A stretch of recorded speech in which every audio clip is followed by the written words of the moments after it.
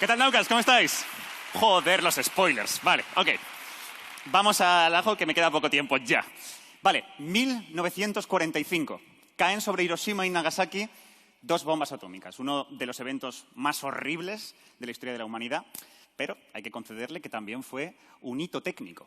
Un hito técnico llevado a cabo por la gente del Proyecto Manhattan, el proyecto estadounidense que hizo la bomba atómica. Pero lo que no saben algunas personas es que los nazis también tenían su propio proyecto nuclear.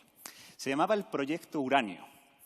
Y es muy curiosa su historia, porque esta foto que veis aquí son soldados aliados desmontando el único reactor nuclear que tenía el Proyecto Uranio. Porque, bueno, si sois un poco avispados, creo que os habréis dado cuenta de que si estamos todos aquí y nos llevamos una esvástica en el brazo, es porque este proyecto fue un total y completo fracaso. Y efectivamente lo fue. Los nazis no llegaron nunca a construir ni siquiera un reactor nuclear. Es decir, la bomba atómica nazi como tal nunca existió. Fue un fracaso de proyecto. Pero es interesante preguntarse ¿por qué? ¿Por qué no lo consiguieron? Es decir, vamos a pensarlo en frío. Los alemanes eran los líderes de la ciencia a principios del siglo XX, en física en concreto, que es lo que nos ocupa. Aparte de eso, el líder del proyecto Uranio era un super top. Este señor, Johannes van Meer, no, es Werner Heisenberg. El señor Heisenberg, el del principio de incertidumbre, o de indeterminación, mejor dicho, de Heisenberg. Es decir, siendo un proyecto liderado por una de las mejores mentes del siglo XX, un premio Nobel, uno de los padres fundadores de la física cuántica y, más importante, un alemán que era un patriota convencido, ¿cómo es posible que el proyecto fallara hasta sin poder producir un reactor nuclear? O sea, ¿qué pasó aquí? Vamos a explorarlo, vamos a explorarlo. A ver, toda esta movida comienza con el Club del Uranio, el UranVerein, o como se diga. La idea es que cuando se descubre la fisión nuclear, unos físicos alemanes pues, se juntan para poder discutir qué aplicaciones podría tener esta nueva ciencia nuclear. Y en 1939, cuando empieza la guerra, los nazis prestan mucha atención a este grupo y básicamente los fichan para que pongan en práctica todo lo que están pensando. Así inicia el proyecto Uranio. Comienza en 1939, es decir, comienza 3 años antes que el proyecto Manhattan. Tuvieron 3 años de ventaja. Primer paso del proyecto Uranio era crear una máquina de uranio, es decir, un reactor nuclear. Y en el transcurso de construir este aparato hubo muchos problemas. Se sabe que se tomaron muy malas decisiones, hubo muchos errores. Como por ejemplo, uno de ellos, el más conocido, es que se eligió que un elemento del reactor fuera agua pesada en vez de grafito, cuando el grafito era la opción correcta. Y eso les provocó un montón de retrasos y retrasos y retrasos, hasta que los nazis, los militares, se cansaron de meter pasta a esto y pusieron el proyecto como no prioritario, como civil. Años más tarde, los científicos del propio proyecto se dieron cuenta de los errores que habían estado cometiendo, pero para entonces ya era demasiado tarde porque los aliados invadieron las instalaciones en las que estaban trabajando, secuestraron, básicamente capturaron a los líderes del proyecto y unos meses más tarde pues Hitler se pegó un tiro y se acabó. Se acabó el proyecto. Pero la historia no acaba aquí, porque cogieron a esos líderes del proyecto Uranio, en los que estaba Heisenberg entre ellos, y los encerraron en esta casa, en Inglaterra, Farm Hall. Lo que querían saber era hasta qué punto habían estado cerca de conseguir una bomba nuclear. Querían saber los aliados cuál había sido el estado del proyecto. Y por eso esta casa estaba pinchadísima. Habían puesto micros por todas partes y durante meses les estuvieron escuchando, a ver qué decían. Y hay un episodio que es especialmente curioso. Es el momento en el que por radio les comunican que se ha lanzado una bomba atómica sobre Hiroshima. Todos se quedan así, muy sorprendidos, alrededor de la mesa. Y es Heisenberg el primero que dice, no, yo esto no me lo creo. Esa bomba no es nuclear de verdad, es todo propaganda. Porque si fuera una bomba nuclear de verdad, se tendrían que haber empleado 2 toneladas de uranio enriquecido. Y aquí, desde la comunidad del futuro, decimos, no, señor Heisenberg, usted se equivoca.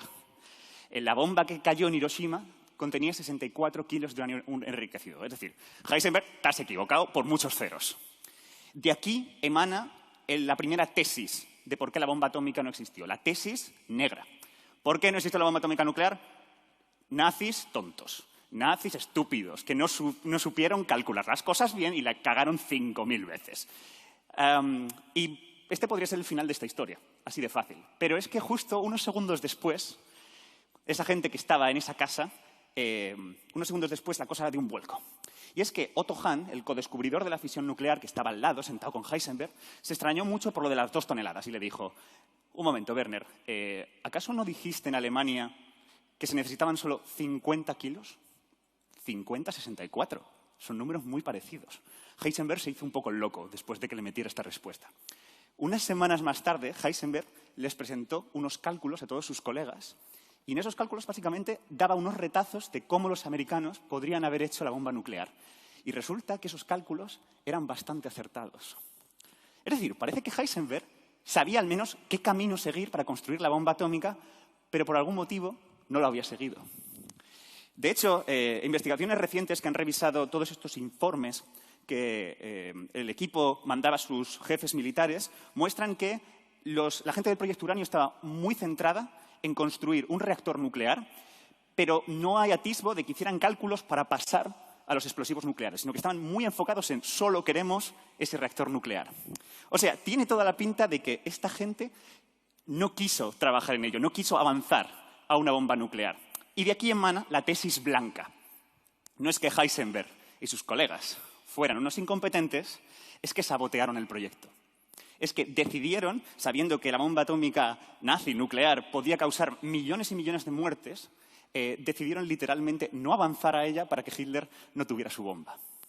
De hecho, esta teoría se confirma, entre comillas, cuando vemos las cosas que ha dicho Heisenberg a posteriori. Cuando era ya más mayor, el tío reconoció literalmente que habían falsificado cuentas para no llegar a ese punto. El propio Heisenberg lo reconoce. Pero claro, a algunos historiadores esto no les cuadra mucho. No les cuadra mucho. Porque puede ser que Heisenberg sí hubiera sido un nazi colaboracionista y que simplemente viendo los horrores que había provocado el Estado nazi, pues hubiera maquillado un poco la historia para decir, no, sí, es que yo fui un héroe, lo falsifiqué todo, no es que no tuviera ni idea de cómo hacer esto. Entonces, esta es una hipótesis. Entonces, la cosa no queda clara. ¿Tesis blanca, tesis negra? ¿Cuál es la buena? ¿O es que hay una tercera opción? Os presento la tesis gris. La tesis gris es que a Heisenberg se la sudaba. Le daba igual construir una bomba. La idea no es que Heisenberg quisiera derrocar el Estado nazi y fuera un saboteador nato, sino que realmente a Heisenberg pues, le daba igual y era un personaje gris, como muchos personajes de su época. Es decir, eran personas que ni eran nazis convencidos, ni tampoco hacían nada en contra del Estado nazi, sino que estaban pues, en un estado gris.